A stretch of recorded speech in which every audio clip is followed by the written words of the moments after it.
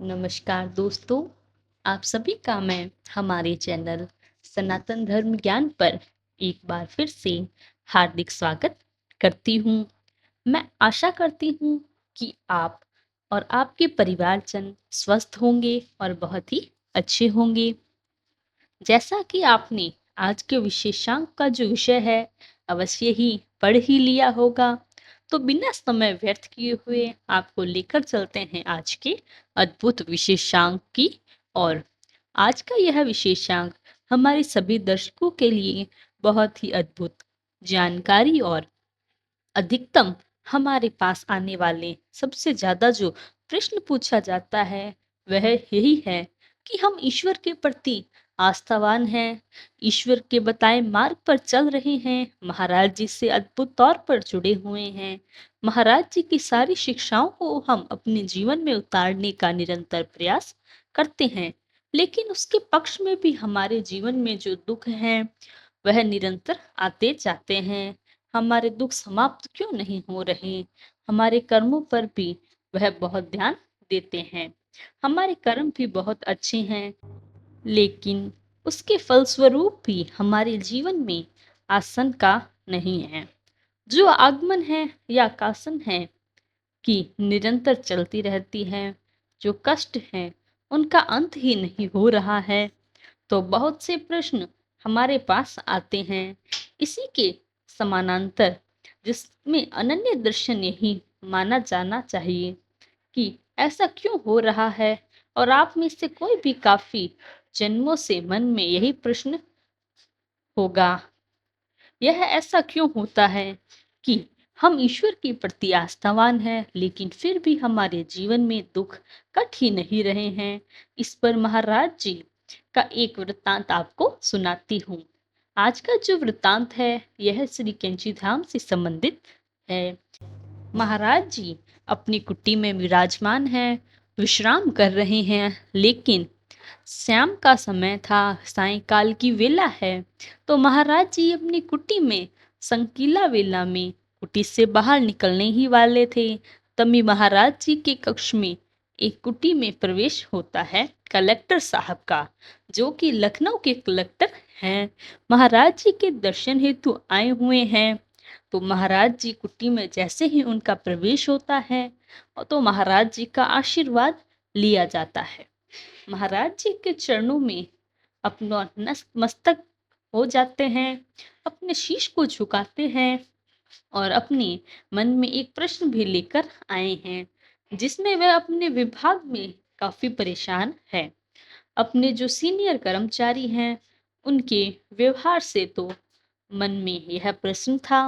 महाराज जी अचानक ही उनको आशीर्वाद देने के पक्ष बीच में ही महाराज जी कहने लगते हैं कि जब जीवन में हम अच्छे कार्य करने लगते हैं और सही मार्ग पर चल रहे होते हैं, तो ईश्वरीय मार्ग पर चल रहे होते हैं, तब भी एक जीवन में कष्ट आए तो समझ लो यह कष्ट ईश्वर की मर्जी से आ रही हैं।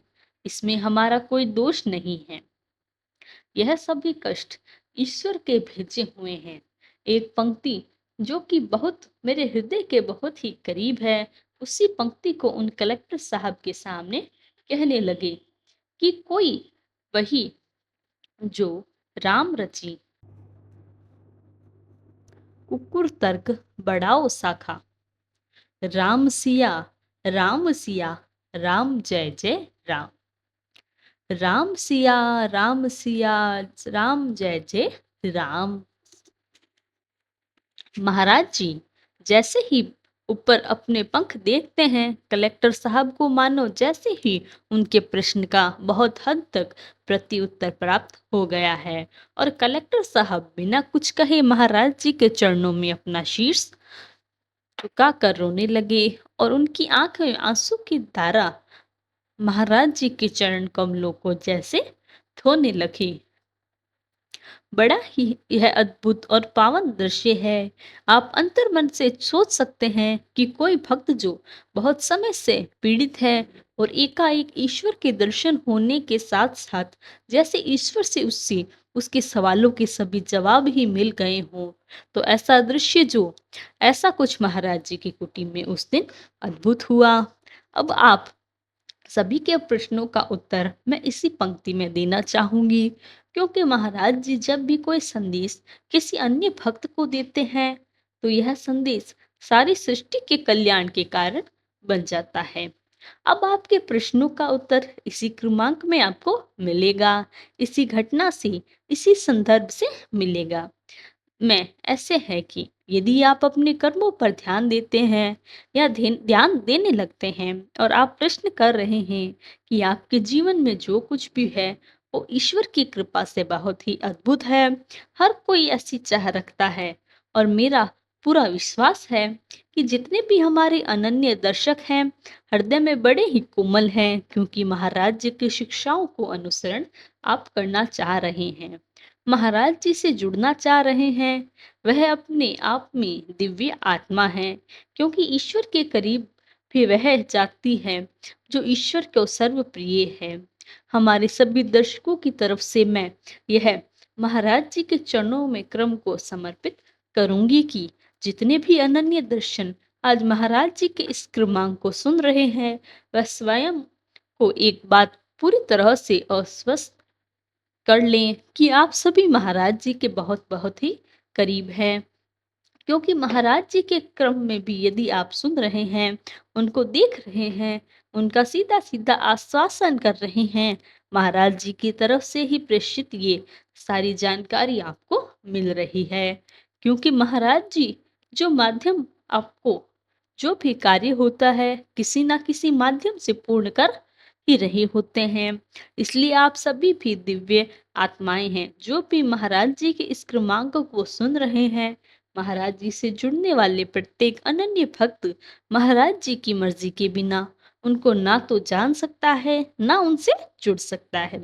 और महाराज जी स्वयं कहते हैं हम अपने भक्तों को स्वयं चुन रहे हैं, हम कभी भी शिष्य नहीं बनाते, हम भक्त बनाते हैं। तो इसीलिए आप सभी को मैं बहुत बहुत धन्यवाद देना चाहूंगी कि आप सभी महाराज जी के परम भक्तों की उस श्रृंखला में हैं और महाराज जी के लिए आप सदैव कार्यरत रहेंगे। उनके विषय में भी मैं आपको अवश्य सोचते हैं। यह था हमारा आज का जो मैंने आपको संदेश महाराज जी की इस कथा में देना था। अब दूसरी बात यह आती है कि जब आपके जीवन में इतने दुख आ रहे हैं, आप सब कुछ अच्छा कर रहे हैं, तो इसका एक आशय यही है कि जो कुछ हो रहा है सब ईश्वर की मर्जी से हो रहा है आपके जीवन में। क्योंकि देखिए कर्म तो प्रधान ही है, कलयुग में आपने जन्म लिया है तो कर्म प्रधान है, आपको कर्म से ही जीवन को चलाना होगा।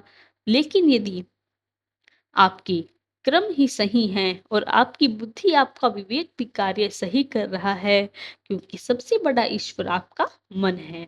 आपका मन यदि किसी कार्य को करने की गवाही दे रहा है और वह कार्य सही है, अनुचित नहीं है, तो इसका मतलब अब जो आप उसका परिणाम प्राप्त करेंगे यदि आपको दुखद करने वाला मिल रहा है, तो इसका मतलब यह है कि अब इस कर्म से हटकर ईश्वर की मर्जी से कार्य हो रहा है। और आप जानते ही हैं कि ईश्वर जो है कुछ भी करते हैं निश्चित तौर पर सब कुछ सही करते हैं, आपकी भलाई के लिए करते हैं। यदि आपको ईश्वर के इस निर्णय से आप नाखुश हैं, आपको डर लगता है और आपको यह लग रहा है जो भी आपके साथ घटित हो रहा है यह सही नहीं हो रहा है, तो आप इसको आज का सोचकर मत चलिए। आप सबसे बड़ी भूल यही कर रहे हैं, क्योंकि बाद में ईश्वर जो करते हैं उसका जब परिणाम आपको मिलता है तब आपको व्यवहार में समझ आती है कि नहीं, अभी वर्तमान में आपकी भलाई के लिए, क्योंकि आज का जो आपका गलत दिख रहा है यदि आप सही हैं तो इस बात को रेखांकित कीजिए। मैं दोबारा से आपको बता देती हूँ, यदि आपके कर्म अच्छे हैं, आपकी बुद्धि विवेक आप कार्य करने की आपको गवाही दे रहे हैं और आपका मन भी कहता है कि आप गलत नहीं हैं, तो कुछ भी फिर जीवन में यदि कष्ट आ रहे हैं, तो आप देखिएगा कि आज वर्तमान में जो स्थिति देखकर आप डरते हैं, आपको वह स्थिति गलत लगती है, आपको लग रहा है कि ये अनन्यपूर्ण स्थिति आपके साथ हो रही है, यह सब कुछ अन्यायपूर्ण है, तो आप इसको केवल आज का परिणाम मत समझिएगा। आप इसको आज का परिणाम समझने की गलती मत कीजिएगा, क्योंकि जैसे-जैसे समय बढ़ता जाएगा, ईश्वर जो आपको दिखना चाह रहा है, बाद में आपको एक स्पष्ट रूप से एक घटना बनकर आपके सामने ज़रूर आएगा। तब तक आपने हक से यह होगा कि आप मनुष्य अवश्य हमेशा पछताते हैं। आज ईश्वर के परिणाम को देखकर यदि आप दुख का अनुभव कर रहे हैं, तो यह केवल आज के लिए स्थिति नहीं है। यह आपके आने वाले समय की स्थिति के पक्ष में होने वाला है, क्योंकि ईश्वर कभी भी बुरा नहीं करते हैं, सही कर्म करते हैं, सही सद्मार्ग पर चलते हैं।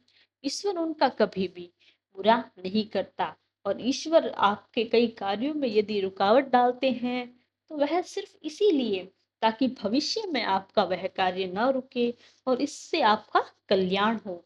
कई बार हमारे साथ ऐसा होता है कि हम किसी कार्य को करते हैं और वह सफल नहीं होता, तो हमारे मन में यह भाव होता है कि ईश्वर हमारा साथ नहीं देता, ईश्वर हमारे कष्टों को नहीं हरते। तो यह हमारी एक भूल मात्र है, क्योंकि यह भविष्य की निधि है जो हमारे लिए हमारे श्री महाराज जी ने बनाई होती है।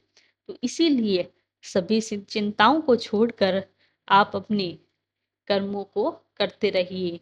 जो अच्छे कर्म हैं, उससे आपको बहुत ही जल्द फल प्राप्त जरूर होंगे। तो इसी के साथ समाप्त होता है हमारा आज का अद्भुत क्रमांक। कल फिर मुलाकात होगी महाराज जी से जुड़े ऐसे ही अद्भुत क्रमांक के साथ। यदि वीडियो अच्छी लगे तो लाइक, कमेंट, शेयर और चैनल को सब्सक्राइब करना ना भूलें।